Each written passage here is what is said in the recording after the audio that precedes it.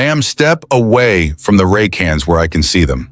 She was just cleaning her backyard. No uniform, no threat. But the officers had their weapons drawn.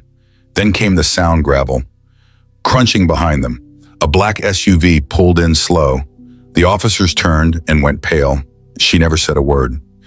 If you believe presence speaks louder than commands, type backup below.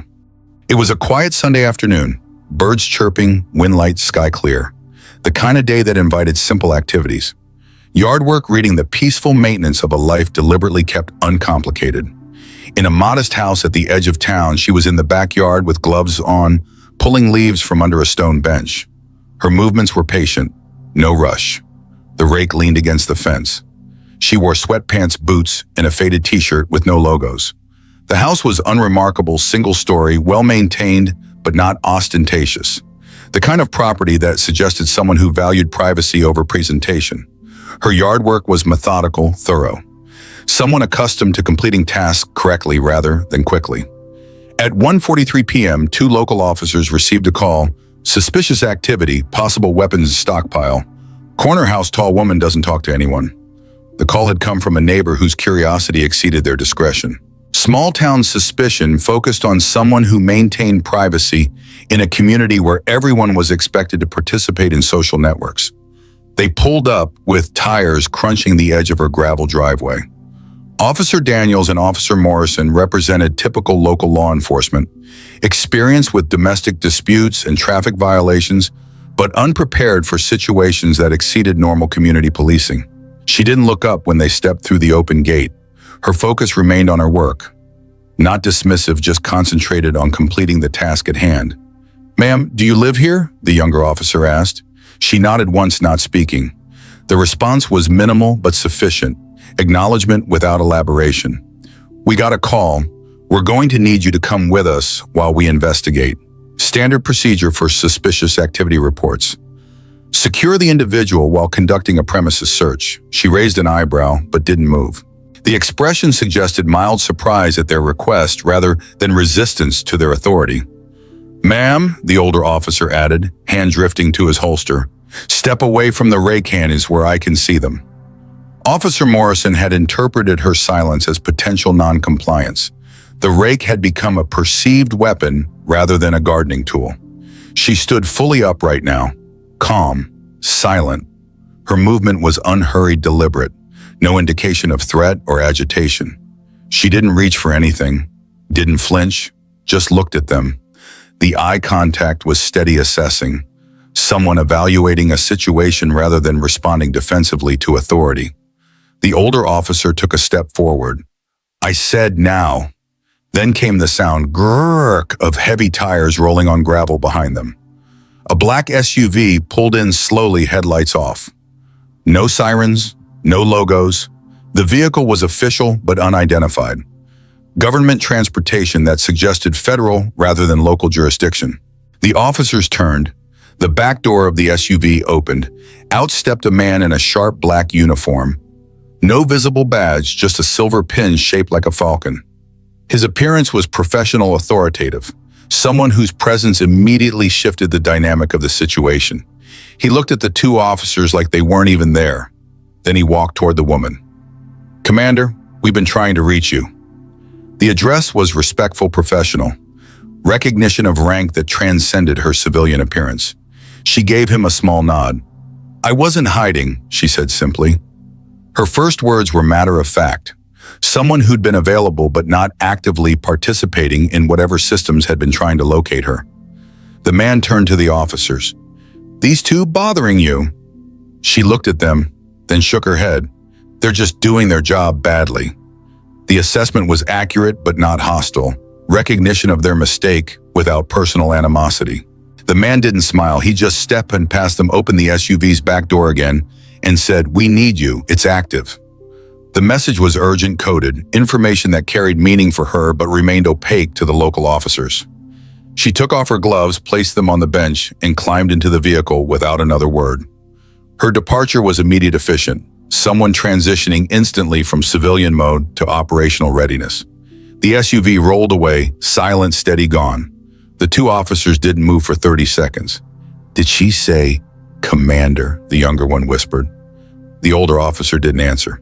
Inside the SUV, the man in black handed her a dossier marked Level 6 Directive Return. The classification level was significant, information that exceeded normal military security protocols and suggested national security implications. "We lost control of the facility at 0400, he said. "We've tried 4 protocols, all failed." The situation briefing was concise, urgent. Multiple failed attempts to resolve a crisis that had exceeded conventional response capabilities. "Where's the director?"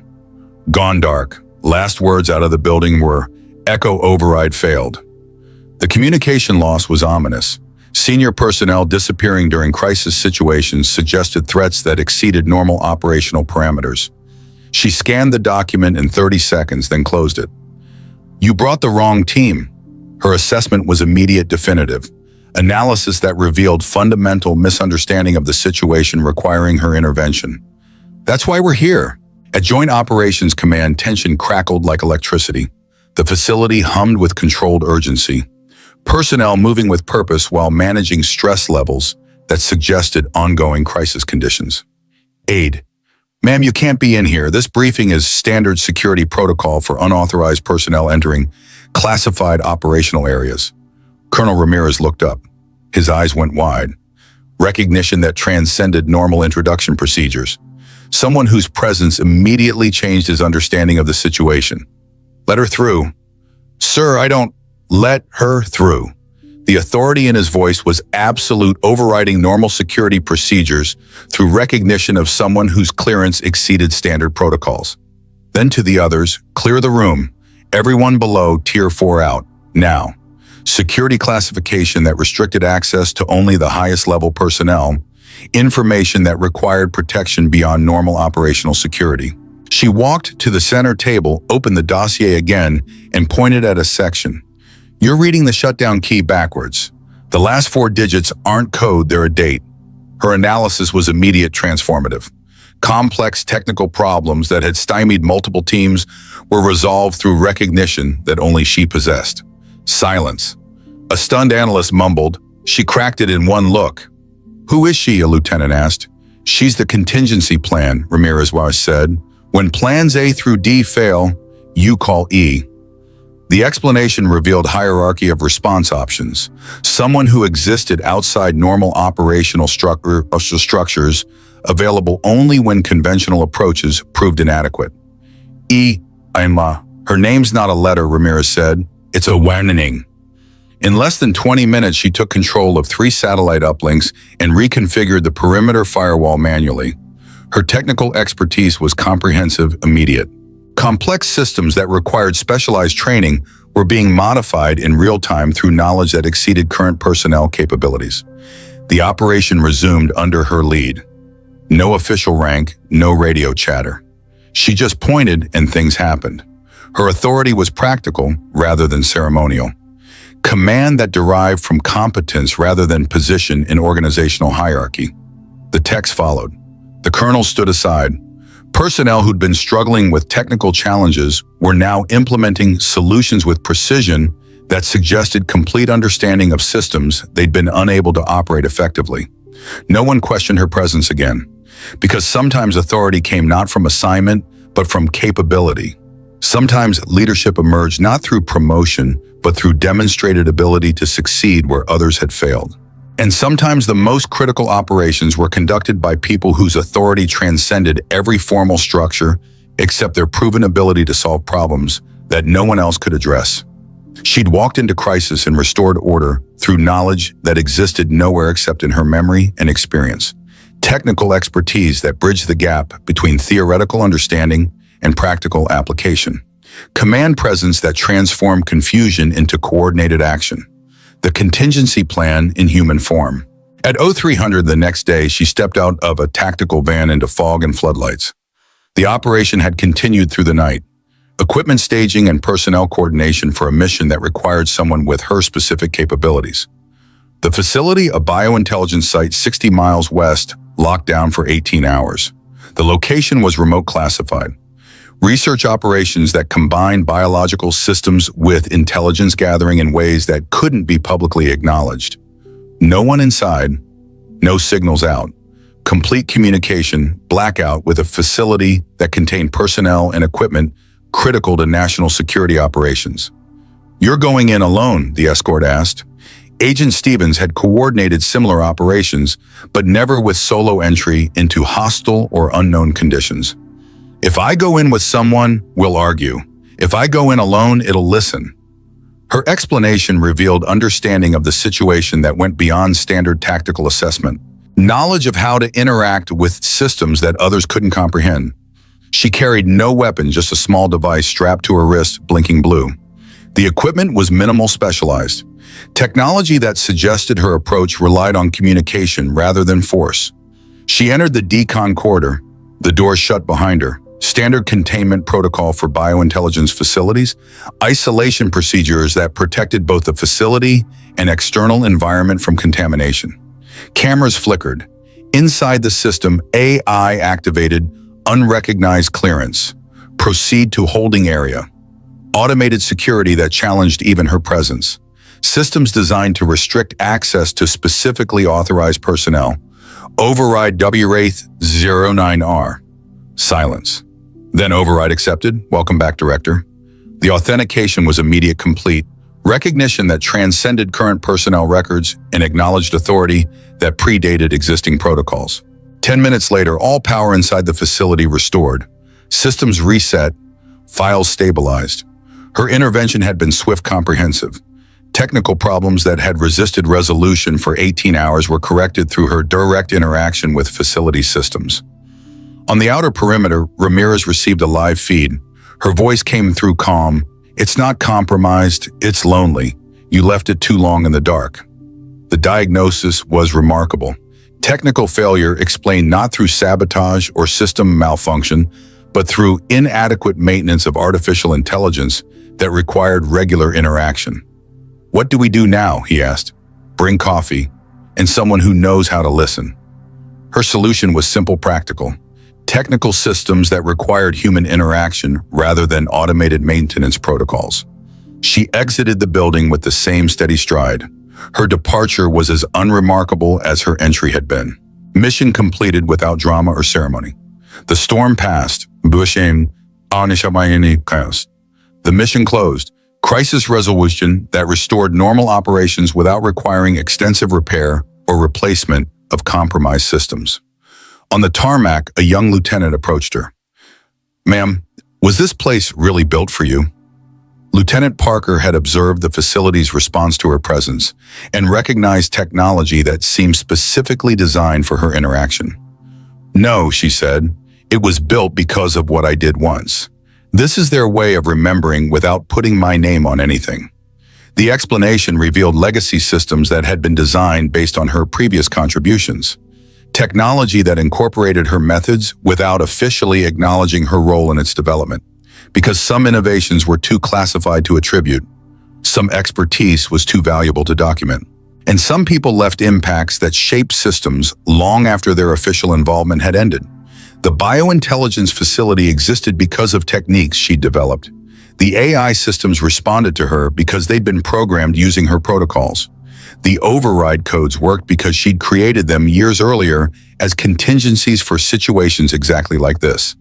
She wasn't visiting foreign technology. She was returning to systems that had been built using her blueprints, operated using her procedures, and maintained using her understanding of how artificial intelligence and human intelligence could work together. Her retirement had been administrative rather than operational. Her knowledge remained embedded in systems that continued to require her expertise when conventional approaches proved inadequate. The next morning, the black SUV returned her home. She stepped out, same clothes, same quiet expression. Her return was as understated as her departure had been. Transition back to civilian life without ceremony or recognition. The rake was still by the fence. The gloves were still folded on the bench. Evidence that her life had been temporarily interrupted rather than permanently changed. Continuity that suggested this wasn't her first recall to service. A neighbor peeked through their curtains. They'd seen the SUV, and the men in black, and the way the officers never came back. Mrs. Patterson had observed the previous day's events with growing curiosity and concern.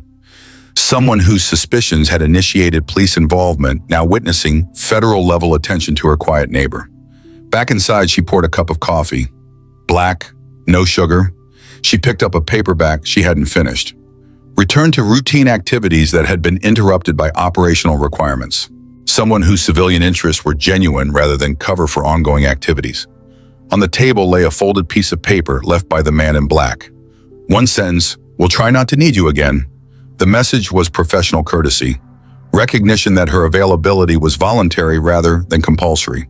She didn't smile. She just folded the note in half and slid it under a stack of firewood. The disposal was practical casual, someone who understood that some communications couldn't be preserved but didn't require dramatic destruction. In the local police department, the two officers never filed a report. When asked what happened, the younger one said, "She didn't threaten us, but I've never felt more out of place in my life." Officer Daniels had recognized encountering something beyond his experience or training. Someone whose presence had challenged his understanding of authority and threat assessment. "She wasn't just someone," the older one replied. "She was somewhere else, and we didn't belong in her world." Officer Morrison understood that they'd briefly intersected with operations that exceeded local jurisdiction and capability. She didn't need backup. She was the backup, the last line, the forgotten ace.